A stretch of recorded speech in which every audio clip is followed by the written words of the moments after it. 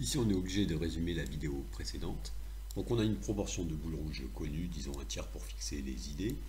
Et on va effectuer n tirages avec remise et on va obtenir une fréquence qu'on ne connaît pas. On n'a pas réalisé l'expérience. Mais on peut déjà parler de la fréquence. On sait que dans 95% des cas environ, elle est contenue dans cet intervalle, qu'on appelait intervalle de fluctuation des fréquences. On regarde la situation à droite, très différente. On a déjà tiré les boules et on en a tiré n avec remise et on a obtenu ce qu'on appelle un échantillon de taille n. Et la grosse différence est qu'on ne sait pas ce qu'il y a dans la boîte. On ne sait pas quelle était la proportion de boules rouges dans la boîte. Alors, on dispose d'une fréquence observée des boules rouges dans notre échantillon, souvent la note FOPS, pour montrer que c'est une fréquence observée, c'est un nombre qu'on connaît.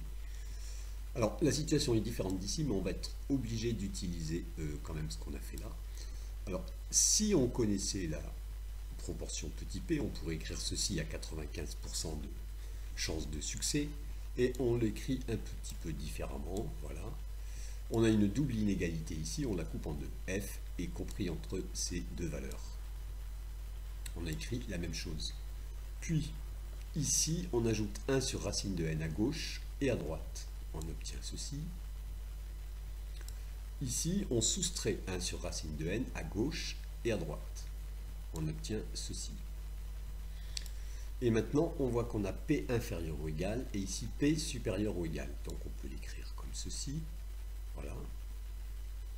Et on a finalement abouti à cette inégalité, double inégalité, qui est vraie à 95% au moins. On décrit un peu autrement la situation à droite. Donc on a déjà tiré des boules, on a une fréquence observée, un nombre qui est connu.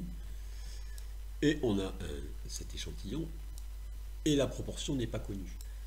Mais après avoir effectué ce tirage, à l'aide de la fréquence observée, on peut parler de la proportion qu'on ne connaît pas, avec 95% de chance de succès. Ici, on avait cette inégalité. Maintenant, pour 95% des échantillons de taille n, on a celle-ci.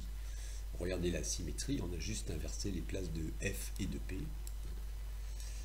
Et l'intervalle dans lequel est P avec 95% de chance, on l'appelle l'intervalle de confiance de la proportion P au niveau 0,95.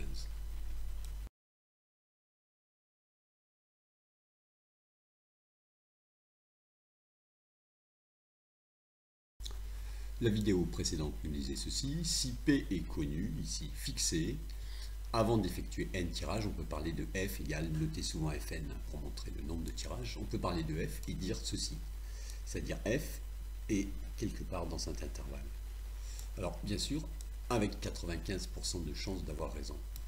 Et ce qu'on vient de dire dans cette nouvelle vidéo, c'est que si c'est f qui est connu, et que c'est p qui est inconnu, on a effectué les tirages, donc on a f égale fops ici. On peut parler de P. Qu'est-ce qu'on peut dire sur P? On voudrait montrer que c'est d'une certaine façon la même chose, c'est-à-dire que la distance entre F et P est inférieure ou égale à 1 sur racine de n. En effet, P compris entre F moins 1 sur racine de n et F plus 1 sur racine de n, ça veut bien dire que P est quelque part dans cet intervalle. Et on a vraiment une symétrie entre ces deux relations. Donc ce n'est pas si difficile à retenir. Il ne reste plus qu'à ne pas confondre ces deux expressions. Donc, pour 95% des échantillons déjà obtenus, la proportion est dans l'intervalle de confiance. Et ici, pour 95% des tirages qu'on va obtenir, la fréquence est dans l'intervalle de fluctuation.